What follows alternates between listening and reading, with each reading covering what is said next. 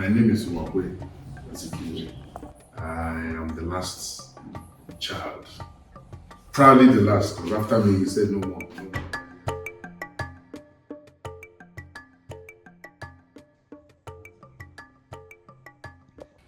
No more. All his positions, all his associations, I went and painstakingly brought out all of them.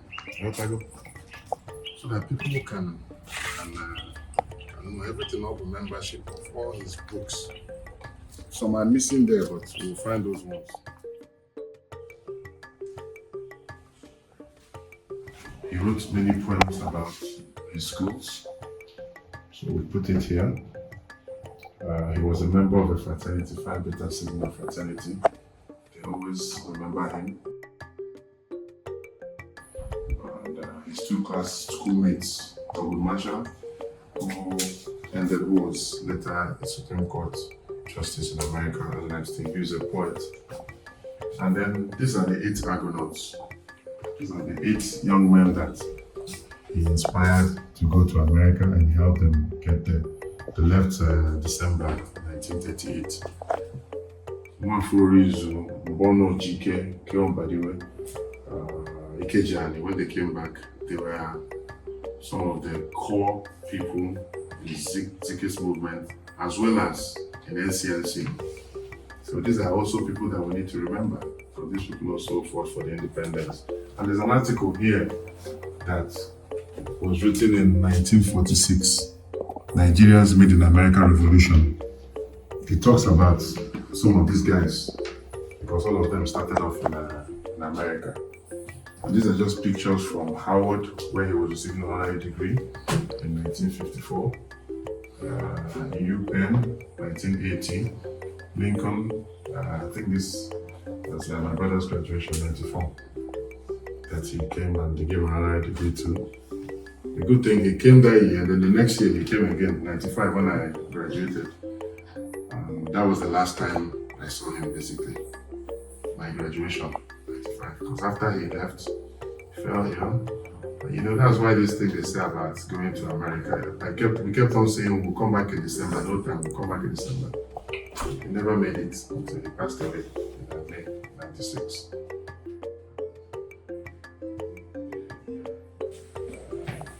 There's no way we'll have a place for him, or we won't have a section on Biafra, because he was also active.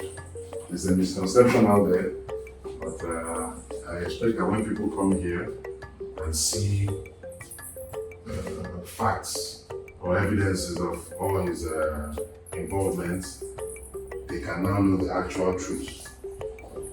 This first picture here is when he was speaking on behalf of Biafra. He went to London. He was trying to get support for Biafra. He got support, but most of the people that were supporting Biafra, the presidents in African countries, most of them were his friends. Most were people he inspired, people he mentored. So they listened to him. But he knew that they will not support secession, because if they did, then that means they won't reject it in their own countries. But at least let there be really no victor, no vanquish situation, unlike what it ended up being. So, leading up, once he left Nigeria, after his disagreements with General Jubu and the fact that he saw that his opinions were not being taken, he met with Gowon in Liberia, where he was receiving an honorary degree from University of Liberia.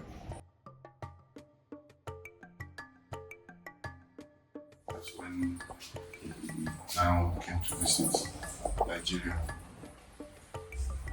These are pictures from when he arrived, and I tried to put some pictures here. You can see this is when he went to camp. Just see the crowd.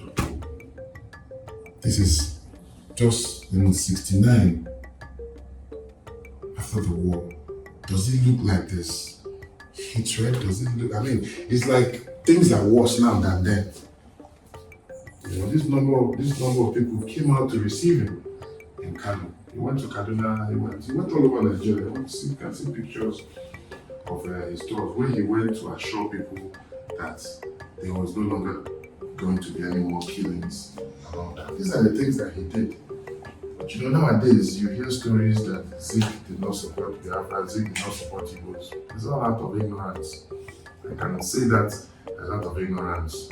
He supported Biafra until he saw that Biafra was a failed cause and that more people were going to die. If you look over here, this is the Biafra national anthem. It was from his poem. It was from his poem, Land of the Rising Sun, that it was called from, and it was amended.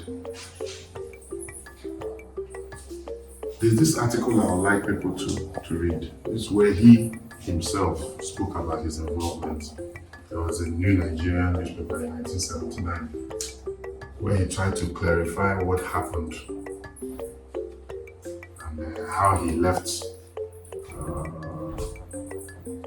Biafra. I think this is the letter he wrote to Ojukwu. Since you refuse to go to the conference table to negotiate for peace, since you prefer that the civil war should end on the battlefield and not on the conference table, since you said that the sovereignty of Biafra is not negotiable, I'm afraid I can't continue as a peace envoy because you've destroyed all the vestiges of my optimism for peace.